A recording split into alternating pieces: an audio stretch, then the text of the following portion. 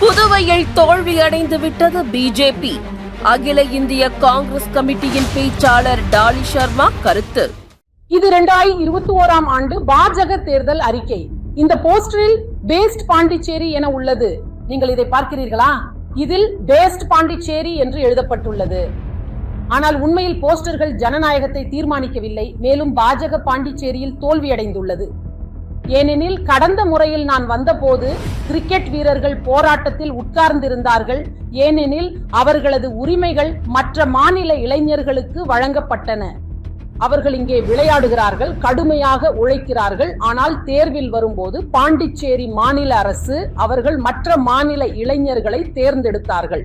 இப்போது ஆசிரியர்களும் போராட்டத்தில் உட்கார்ந்துள்ளனர். 292 ஆசிரியர்கள். 13வது நாள் 292 ஆசிரியர்கள் மட்டுமல்ல, உண்மையில் 292 குடும்பங்கள் தான் பாதிக்கப்பட்டுள்ளன. கொரோனா காலத்தில் 400க்கும் மேற்பட்ட ஊழியர் நர்ஸ்கள் அவர்கள் பாண்டிச்சேரி மக்களுக்காக இரவும் பகலும் உழைத்தார்கள். அவர்களும் இன்னும் நிரந்தரமாக்கப்படவில்லை. நான் இந்த தேர்தல் அறிக்கையை உங்களுக்கு காட்டியதற்கு காரணம் என்ன? இதில் சிறந்த பாண்டிச்சேரி என்று சொல்லப்பட்டுள்ளது.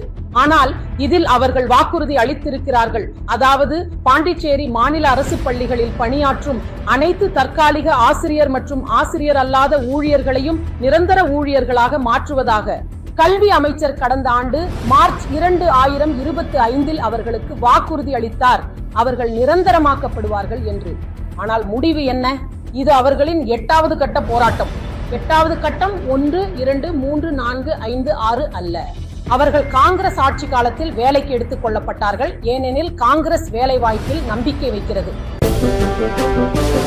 புதுவை மக்களின் ஒரே நம்பிக்கை காங்கிரஸ்.